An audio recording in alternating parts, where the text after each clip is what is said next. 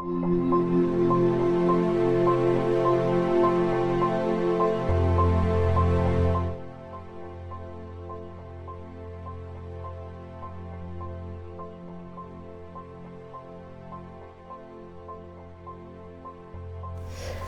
veure, el fet de presentar-nos a les beques de recerca local va ser pel motiu de que considerem que el fet de fer beques de recerca local a nivell històric són importants perquè és una manera d'impulsar el que és la recerca històrica, que queda com molt oblidada, i també d'ajudar a donar una empenta als joves historiadors que es vulguin dedicar a això, a remenar documentació antiga i a fer una mica de recerca local, que no deixa de ser microhistòria, que la microhistòria també està com molt oblidada a nivell històric.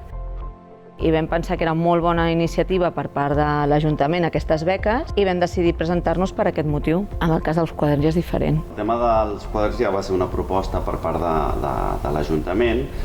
Justament feia molt poquet que des de Comissions Obreres s'havien presentat, s'havien sumat d'alguna manera a la querella argentina, i entre els participants que hi havia un cas de Masnou, que era en Lluís Benito, i de fet coincidint amb això ens van proposar fer un petit estudi per mostrar com havia anat el seu cas. Com més o menys havien presentat la beca, ens ho van encarregar a nosaltres. I realment va ser una proposta bastant interessant i que a més va coincidir amb que s'estrenava la col·lecció de quaderns locals. Sí, aquest va ser el que va obrir la col·lecció, que ara se n'han fet més, però aquest va ser el primer número.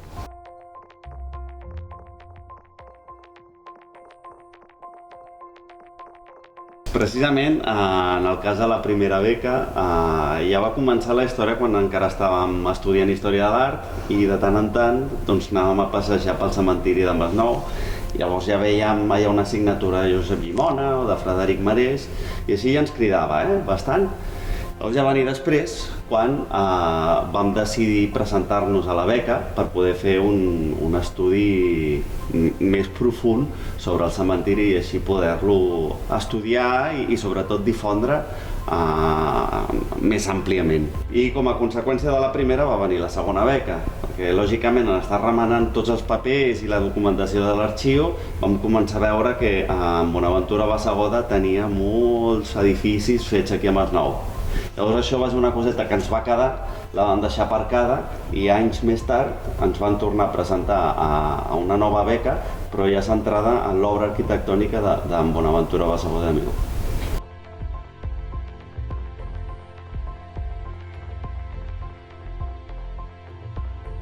Conjunt patrimonial, històric i arquitectònic més important que hi ha a la vila.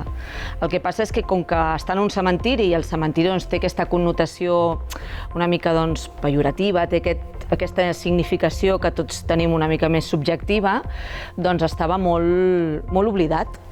I volíem donar relleu perquè és veritat que havíem anat diverses vegades a visitar-lo, començaven a fer-se estudis, crec que s'havia fet a Barcelona i Badalona, no s'havien fet més estudis de cementiris en aquell moment, i vèiem que ja hi havia arquitectes de primera fila, perquè és així, modernistes i també posteriors, estem parlant d'això, en Llimona, Marès, en Subirachs, vull dir, escultors de primera fila, en un espai tots junts, com si fos això, per això li vam posar el nom del Museu a l'aire lliure, perquè realment era això, era un museu però que estava, en aquell moment, podem dir, doncs, no se li estava donant el reconeixement que realment tenia, podríem dir una mica, si no oblidat, sí que potser com deixat més de banda i volíem fer difusió d'això. I aquest era l'objectiu d'aquesta primera beca. I la segona, com ell ha dit, venia arran d'aquesta primera... Una continuació. Exacte. Remenant documents vam veure que en Bassegoda treballa activament en el cementiri, però que després havia fet altres obres arquitectòniques a la vila i va portar l'altra. Vam dir, doncs potser més endavant es pot fer un estudi centrat només monogràfic d'en Bassegoda. Que, més endavant, ara remenant energies hem vist que hi ha 10 anys de diferència entre una i l'altra, però sí.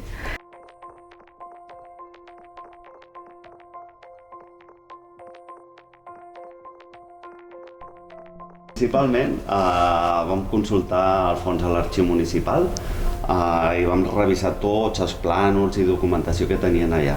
però també va tenir un paper superimportant, que jo crec que és la part que més ens va arribar, que va ser el contacte amb la gent.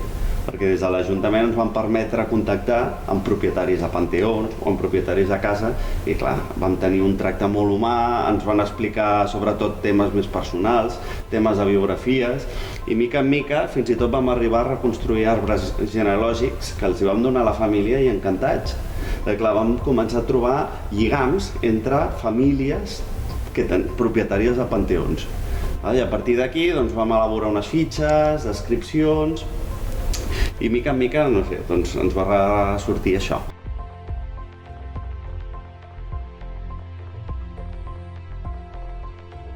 Sí, bàsicament és això, el veure o el redescobrir que el cementiri no deixa de ser la història del poble en allà, perquè al cap i a la fi els vius fan la història, però després tots acaben allà i per tant, i en aquell moment quan es comença a fer el cementiri municipal del Masnou és el moment en què hi ha aquesta idea de les cases de vida que es fan en el poble i a la vegada hi ha les cases de mort que són els panteons i per tant reflexen molt bé això i després el que ell diu, el parlar amb la gent, les fonts orals, el donar rellevància a les fonts orals com a font documental.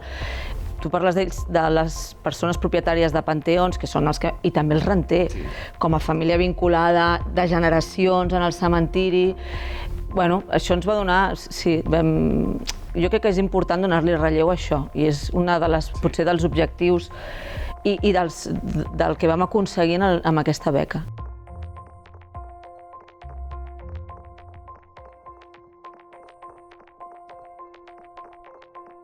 Que és com un tercer fill per nosaltres. El tema, sobretot el del cementiri especialment, clar, ens vam dedicar molt de temps a fer-ho i clar, estem molt orgullosos sobretot quan veiem que fins i tot ha participat en diverses ocasions en un concurs nacional.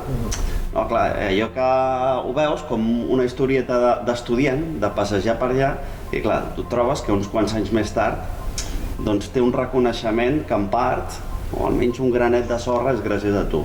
I és una de les coses que més orgullosos estem en quant a la història local del Masnou.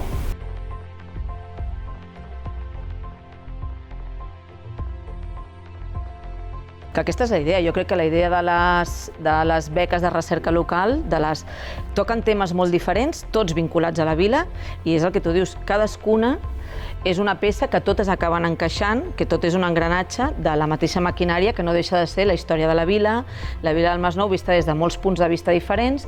Cada persona que ha fet una beca de recerca li ha posat el seu punt de vista, ha donat la seva informació sobre la seva vessant i tot és això, tot són peces del mateix puzzle.